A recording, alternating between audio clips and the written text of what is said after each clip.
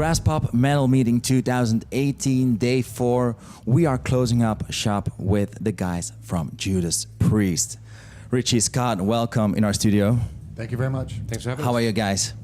Very well, man. We just got here and we're soaking in the atmosphere, and it's pretty kick-ass already. You know what I mean? Everyone's excited. Everyone's having a good time, and we're happy to be here, man.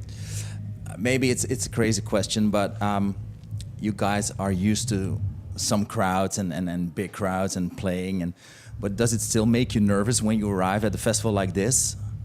I'm excited. Like Richie was just saying, you feel the energy. You know that all these other bands, we're all in the same heavy metal community, and a lot of us, not everybody, but a lot of us know each other. So it's cool to play, and not only for the audience, you have your peers are watching you and listening, just as we have our favorite people and musicians we want to check out. But it's the energy of these festivals. Dude. Europe has definitely got the festival thing really fucking sorted out. Yeah. The great thing as well is all these bands, they raise the bar.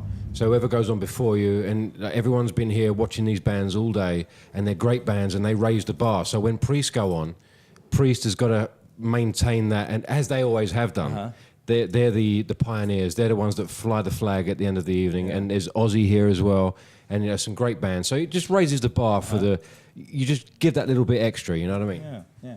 Now, with Firepower, you guys are back at the top of your game. That's obvious. How do you cope with the status that Priest has? As you said, you come to raise the bar and to top the night or to top the bill. But is that some kind of thing that you keep in mind?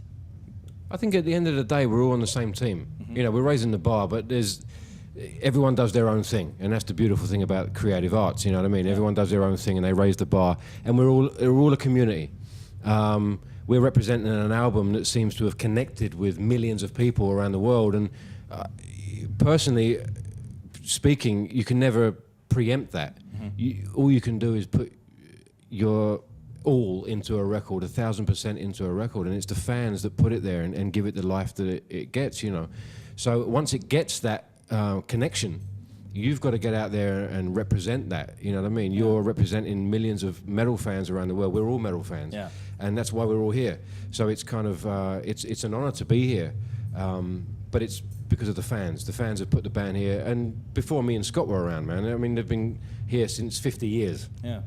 And it's 2018, metal's still going strong with Firepower, and Priest are at the forefront, and we can only be grateful for that to the fans. Yeah. Richie addressed the album, which is a good point, and I'll tag on with the band, because as newer members of Judas Priest, Richie and I, we feel honored, obviously, to be in the band, but also to represent, the future of Priest, the here and now and the future of Priest. Yeah. So we're long-time old Priest fans. I own the records. I'm sure Richie did. He owned the CDs. I had the records, actually. So there's the age of it. But anyways, no, we're super fans, and we both take pride in not only representing the older classic stuff that we do in concert every night, but moving it forward with Firepower and beyond. Yeah.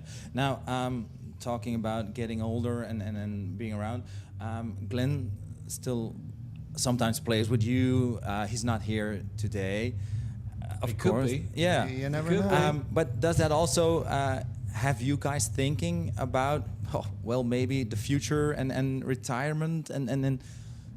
We're not thinking retirement. No. But, okay. The future of Priest is really as long as Rob wants to continue on, and we're in a good spot right now. I mean, physically we're all feel good. Rob's singing literally better than ever. It's a cliche, but he'll be the first. Well, you'll hear tonight. Yeah. Don't listen to me. Listen with your ears. You tell me how the guy sounds.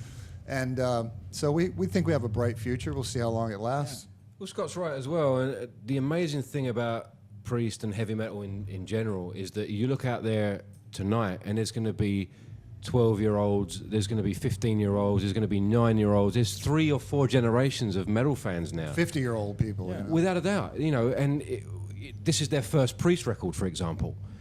So the future looks bright for metal, the future looks bright for Priest. More than ever, yeah. Yeah, and I think it's a responsibility to those fans that have been turned on to metal by Priest, by their parents, by their parents' parents, to continue that legacy. And it's, we don't want to quit anytime soon, so we'll be going as long as we can. Yeah, guys, it has been an honor to have you here in the studio. It will be an honor to have you later on stage. Yeah. Have a great show, have a great tour, and thank you for joining us here. Thank you, guys. Thank you, bro. Thank you. Thank you. Good. Yeah. After 4 days, this was our last one. So You're tired of talking to fucking long-haired people. we have a little.